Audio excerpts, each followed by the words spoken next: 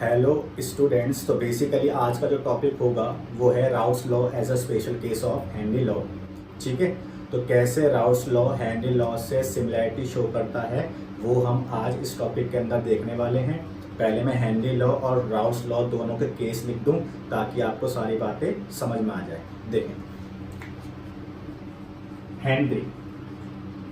Henry law में हमने पढ़ा था P is equal to K H into mole fraction of gas. ठीक, ये हमने पढ़ा था हेनरी लॉ में।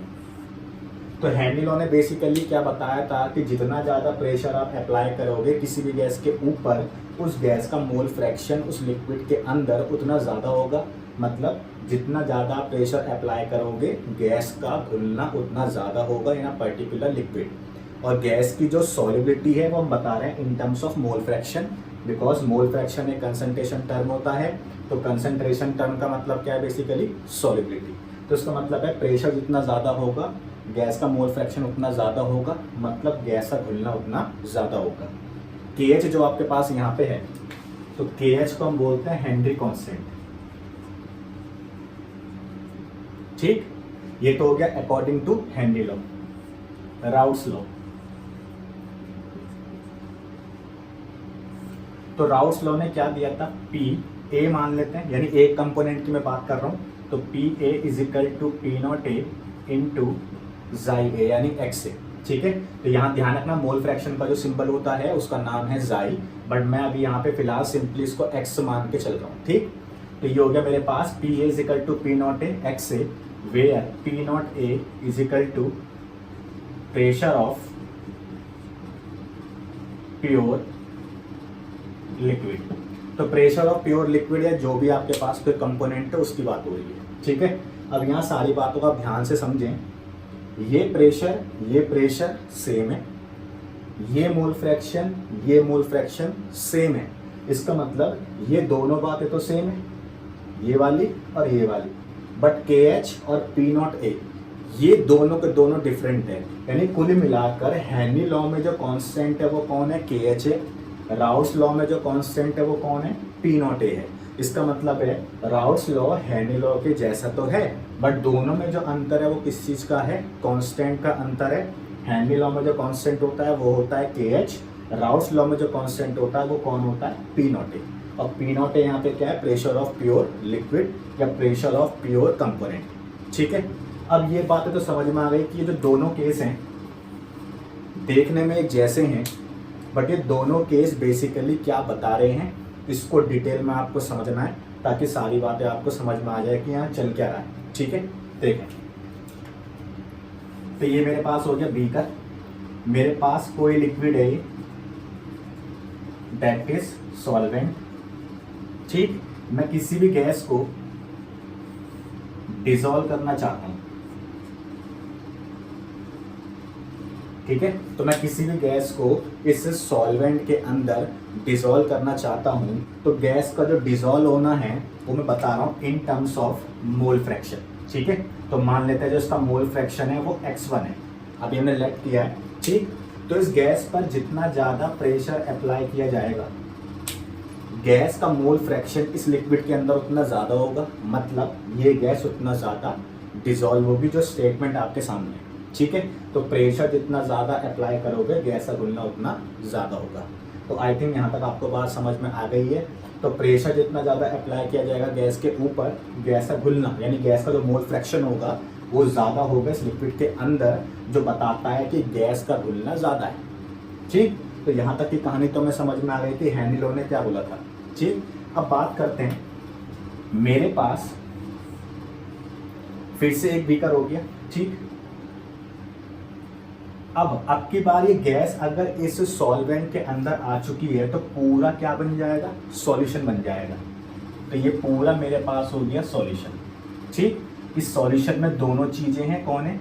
गैस भी हो गई प्लस सॉल्वेंट भी हो गया।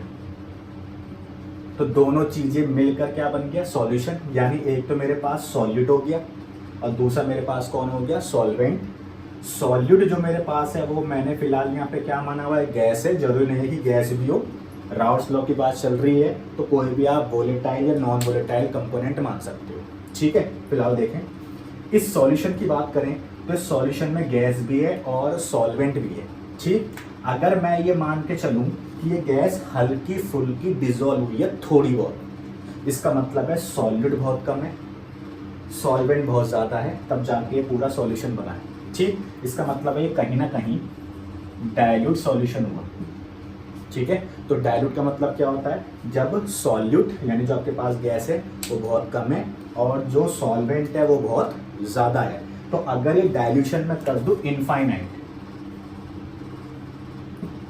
तो इनफाइनाइट डाइल्यूशन का मतलब क्या है, इसका मतलब है अब की बार जो गैस हमने डिसॉल्व करी है वो बहुत ही कम है, और बहुत ही कम है इसका मतलब लगभग ना के बराबर है। ठीक, तो आई थिंक आपको यहाँ तक बात में समझ में आ गई होगी कि ये अगर मैं सॉल्यूशन इनफाइनाइट डाइल्यूशन पे कर दूं, यानी जो गैस है अगर वो बहुत कम डिसॉल्व हो तो मैं इस गैस को नेगलेक्ट कर सकता हूँ। ठीक, देखें अगर मैंने इस गैस का मोल फ्रैक्शन x1 माना यानी सॉल्यूट का, ठीक, तो सॉल्वेंट का मोल फ्रैक्शन मैं मान सकता हूँ x2। अगर केस चल रहा है इनफाइनाइट डाइल्यूशन का तो उस केस में गैस की अमाउंट कैसी है, लगभग ना के बराबर। तो मैंने कर दिया x1 यानी गैस इजिकल टू 0, अप्रॉक्स 0। ठीक, सॉल्वेंट तो बहुत ज़्यादा है क्योंकि डाइल्यूशन का मतलब है सॉल्यूट बहुत कम हो, सॉल्वेंट बहुत ज़्यादा हो। तो सॉल्वेंट अगर बहुत ज़्यादा है तो 1 के आसपास हम मानेंगे। क्यों, क्योंकि इनफाइनाइट डाइल्यूशन है तो जितनी भी हल्की फुल्की गैस घुली है हम उसको नेगलेक्ट कर सकते हैं, तो बच जाएगा सिर्फ सॉल्वेंट। आगे आपको करना क्या है, ये जो केस था Henry constant, Henry constant is equal to होता है 1/k डैश। ठीक, ये प्रैक्टिकली होता है जो आपको ध्यान रखना है। ठीक है, अगर मैं इस KH की वैल्यू को यहाँ पुट कर दूँ तो जो अब रिजल्ट निकल के आएगा वो क्या होने वाला है, P is equal to 1/k dash into mole fraction of gas. ठीक, अगर मैं इस K डैश को यहाँ ले आऊँ तो P कहाँ जाएगा, नीचे, तो K dash is equal to mole fraction of gas upon P। ठीक, अब जरा यहाँ बात ध्यान से जो आपको समझनी है वो क्या है, देखें। अगर मैं करता हूँ यहाँ पे मोल फ्रैक्शन ऑफ गैस की बात, तो गैस को तो मैं कर चुका हूँ यहाँ से नेगलेक्ट, तो अब जो मेरे पास बच गया वो कौन है, सॉल्वेंट है। सॉल्वेंट की बात करें तो इसकी अमाउंट कितनी है, 1 के इक्वल। तो मैं इसको अब गैस ना मान के अगर मैं इसको x2 मान लूँ तो इसका मतलब है अब जो मैं यहाँ पे बात करने वाला हूँ वो किसकी होगी, इन केस ऑफ सॉल्वेंट की बात होगी, क्योंकि डाइल्यूट सॉल्यूशन का केस है तो इसका मतलब है गैस लगभग ना के बराबर घुली है, तो मैंने इसको कर दिया नेगलेक्ट। अब जो आपके पास बच गया वो कौन है, सिर्फ सॉल्वेंट बाकी है, तो मैंने यहाँ पे x यानी मोल फ्रैक्शन ऑफ गैस की जगह पुट कर दिया x2। इसका मतलब है अगर मैंने यहाँ पे x2 पुट किया है, x2 कौन है, सॉल्वेंट, तो अगर सॉल्वेंट अपना कोई भी प्रेशर जनरेट करता है तो उसे हम क्या बोलते हैं, प्योर प्रेशर। इसका मतलब ये जो प्रेशर होगा इसमें आ जाएगा नॉट। ठीक है, तो आई थिंक आपको यहाँ तक बात समझ में आ गई होगी कि K डैश को जब हम इस साइड लेके आ गए तो मोल फ्रैक्शन ऑफ गैस के नीचे कौन आ गया, P। अब क्योंकि गैस तो यहाँ पे है नहीं, यहाँ पे जो हमारे पास है वो सिर्फ कौन है, सॉल्वेंट है। सॉल्वेंट की x2 वैल्यू मैंने यहाँ रख दी। अब क्योंकि सिर्फ मेरे पास सॉल्वेंट है तो इसका जो भी प्रेशर जनरेट होगा वो प्योर प्रेशर होगा, तो मैंने यहाँ पे कर दिया P0। ठीक, अब x2 की वैल्यू क्या है, 1, तो मैंने यहाँ पे लिख दिया 1/P0। ठीक है, तो आई थिंक यहाँ तक बात आपको समझ में आ गई होगी। अब इससे आगे आपको क्या करना है, देखें। तो मेरे पास आ गया K dash is equal to 1/P0। ठीक है, P0 को इस साइड ले आओ, K डैश को नीचे ले आओ, तो P0 is equal to 1/K dash, ये मेरे पास निकल के आया। ठीक, अब इसे अगर ध्यान से देखें तो 1/K डैश, 1/K डैश किसके इक्वल है, KH के। इसका मतलब ये था कि अगर 1/K डैश P0 के इक्वल है और 1/K डैश KH के इक्वल है, तो अगर मैं 1/K डैश की वैल्यू KH यहाँ पुट कर दूँ तो रिजल्ट निकल के क्या आएगा, P0 is equal to KH। इसका मतलब है कहीं ना कहीं जो हेनरी कांस्टेंट है वो किसके इक्वल है, प्योर प्रेशर ऑफ कंपोनेंट, या जो भी आपने लिक्विड लिया है। यहाँ मैंने क्या मान लिया था, यहाँ मैंने मान लिया था सॉल्वेंट। तो आई थिंक यहाँ तक बात आपको समझ में आ गई होगी।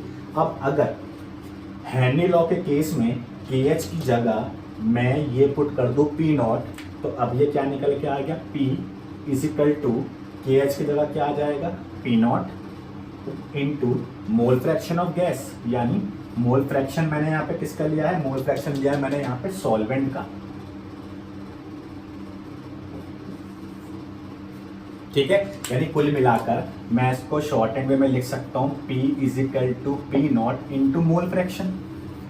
अब ये मोल फ्रैक्शन किसी भी कंपोनेंट का हो सकता है।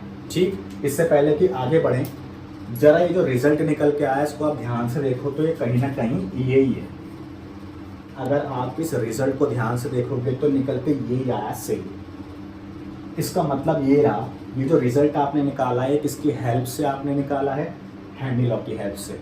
इसका मतलब है राउल्ट्स लॉ कहीं ना कहीं हेनरी लॉ पे बेस्ड ही है, बट दोनों के कांस्टेंट यानी के एच और पी नॉट में ही अंतर है, बाकी सब कुछ बातें तो सेम ही है। ठीक है, तो आई थिंक ये बात आपको समझ में आ गई होगी। यानी राउल्ट्स लॉ हेनरी लॉ को कब फॉलो करेगा, जब पी नॉट इजिकल टू क्या होगा, के एच। जब P not is equal to K H होगा तब जाके Raoult's law Henry law same बैठे। ठीक है, तो आई थिंक ये बात आपको समझ में आ गई होगी।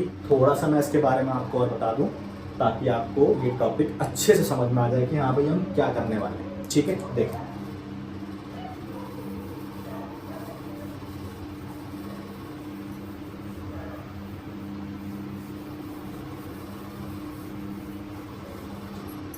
तो फिलहाल हेनरी लॉ,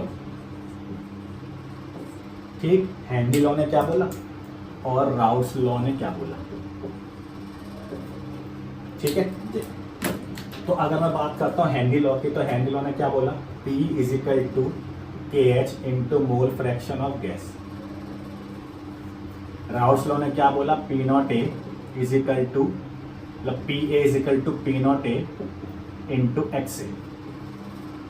ठीक, अब यहां से जो आपको ध्यान रखना है वो क्या रखना है, हेनरी लॉ बेसिकली अप्लाई करते हैं सॉल्यूट पर। ये ध्यान रखना आप, मैं आपको दोनों में अंतर बता रहा हूँ कि आपको ये केस सोचना कैसे है। हेनरी लॉ जो हम बेसिकली अप्लाई करते हैं वो किस पर करते हैं, सॉल्यूट पर। राउल्ट्स लॉ बेसिकली हम अप्लाई करते हैं किस पर, सॉल्वेंट पर। तो ये केस आप भूलना मत। हेनरी लॉ हम जनरली यूज करते हैं किसके लिए, सॉल्यूट के लिए, और जो राउल्ट्स लॉ है वो बेसिकली हम किसके लिए यूज करते हैं, सॉल्वेंट के लिए। ठीक, तो इसको आप भूलना मत। अगर मैं इन दोनों की बात करूं तो इन दोनों में हल्का सा पार्ट मैं आपको बता दूं ताकि आपको ये सारी बातें समझ में आ जाए। देखें, ये मेरे पास बीकर है, ये वही मैंने ले लिया फिर से सॉल्वेंट। ठीक, ये मेरे पास फिर से गैस हो गई, फिर से गैस का मोल फ्रैक्शन हो गया x1, इसका मोल फ्रैक्शन हो गया x2। मैं इस गैस पर प्रेशर अप्लाई करूंगा तो इस गैस का जो घुलना होगा इस लिक्विड के अंदर कैसा होगा, ज़्यादा होगा। यानी x1 यानी जो मोल फ्रैक्शन है इस गैस का वो कैसा होगा, ज़्यादा होगा। इसका मतलब ये रहा कि हम इसकी बात कर रहे हैं फिलहाल, यानी हेनरी लॉ जो बेसिकली यूज हो रहा है वो किस पर हो रहा है, गैस पर यानी सॉल्यूट पर। ठीक है, अगर आप इस केस को ध्यान से देखें, मैं इस के एच को नीचे लिया हूँ तो P into 1/KH is equal to mole fraction of gas. अब अगर यहाँ ध्यान से देखें तो मोल फ्रैक्शन जो है गैस का और जो KH है यानी हेनरी कांस्टेंट वो एक दूसरे के इन्वर्स है। यानी जितनी ज़्यादा वैल्यू होगी KH की, गैस का घुलना उतना कम हो जाएगा, क्योंकि एक दूसरे के इन्वर्स है। तो KH की वैल्यू हाई होगी तो मोल फ्रैक्शन की वैल्यू डाउन हो जाएगी। ठीक, इसका मतलब है ये जो हेनरी लॉ है ये हमने लगा दिया किसके ऊपर, सॉल्यूट के ऊपर। अगर मैं बात करता हूँ राउल्ट्स लॉ की, तो अभी आपने देखा कि जब मैंने कोई भी सॉल्यूशन कैसा लिया, इनफाइनाइट डाइल्यूशन पे, आप ये बात ध्यान रखोगे कि जो राउल्ट्स लॉ है वो बेसिकली आइडियल सॉल्यूशन पे वर्क करता है। ठीक है, और जो आपके पास सॉल्यूट होना चाहिए वो डिसोसिएट वगैरह नहीं होना चाहिए। ठीक, फिलहाल आप ध्यान रखोगे राउल्ट्स लॉ आइडियल सॉल्यूशन पे वर्क करता है और बेसिकली डाइल्यूट सॉल्यूशन हम यूज़ करते हैं। ध्यान रखना, डाइल्यूट सॉल्यूशन हम यूज़ करते हैं, इसका मतलब है कि हम सॉल्यूट को लगभग ना के बराबर मान के ही चलते हैं। ठीक है, इसका मतलब ये हुआ कि कहीं ना कहीं जो हम यहाँ पे बात करने वाले हैं वो किसकी होगी, सॉल्वेंट की बात होगी। ठीक है, अब जरा ध्यान से देखें, ये मेरे पास एक सॉल्यूशन हो गया। ये सॉल्यूशन मान लेता भी कैसा है, इनफाइनाइट डाइल्यूशन पे। तो इनफाइनाइट डाइल्यूशन का मतलब क्या होने वाला है, सॉल्यूट बहुत कम है, सॉल्वेंट बहुत ज़्यादा है। तो क्यों ना मैं सॉल्यूट को लगभग हटा के चलूँ, ठीक है। यानी जो मेरे पास है मोल फ्रैक्शन x1 वो अप्रोक्स कैसा है 0, और जो x2 है वो कितना है 1। ये किसकी कंडीशन हो गई, इनफाइनाइट डाइल्यूशन की, ठीक। अब देखें यहाँ, ये मेरे पास हो गया मोल फ्रैक्शन x2 का, यानी सिर्फ सॉल्वेंट है, ठीक है। अब ये सॉल्वेंट अगर वेपराइज होगा तो वेपर प्रेशर जनरेट करेगा, ठीक है। इसका मतलब ये रहा कि अगर ये सॉल्वेंट वेपर जनरेट करता है तो ये इसका मतलब है वेपर प्रेशर डेवलप करेगा, ठीक। अब जरा इस पूरे कॉन्सेप्ट को ध्यान से देखें। अगर मैं पी नॉट ए को नीचे ले आऊँ, जैसे मैं इसको लेके आऊँ ना के एच को नीचे, तो ये केस बना।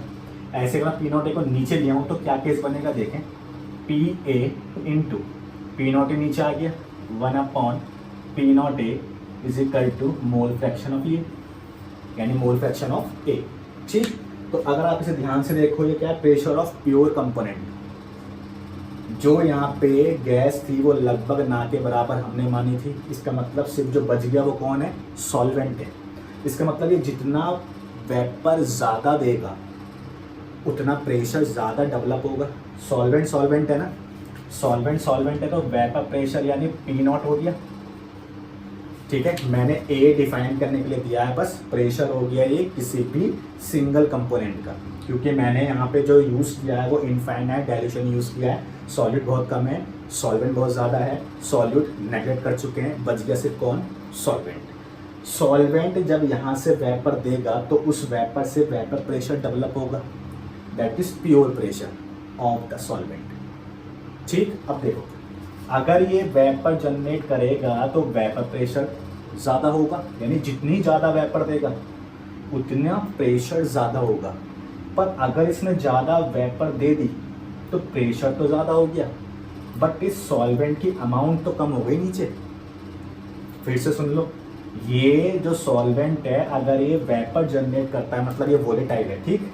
ये अगर वेपर जनरेट करता है तो इसके वेपर जनरेट करने से वेपर प्रेशर डेवलप होगा। ये जितनी ज़्यादा वेपर देगा उतना प्रेशर ज़्यादा डेवलप होगा। इसका मतलब है जितनी ज़्यादा वेपर बनेंगी उतना प्योर प्रेशर ज़्यादा हुआ, बट ज़्यादा वेपर बनने के चक्कर में सॉल्वेंट की अमाउंट तो नीचे कम हो गई। इसका मतलब ये रहा कि ये दोनों भी एक दूसरे के इन्वर्स हुए, यानी इसका मतलब है कि जो मोल फ्रैक्शन है और जो पी नॉट है वो एक दूसरे के इन्वर्स हुए। यानी जितना ये ज़्यादा प्रेशर होगा, यानी ये वाला, यानी जितनी ज़्यादा वेपर निकलेगी उतना मोल फ्रैक्शन डाउन हो जाएगा, क्योंकि एक दूसरे के इन्वर्स है।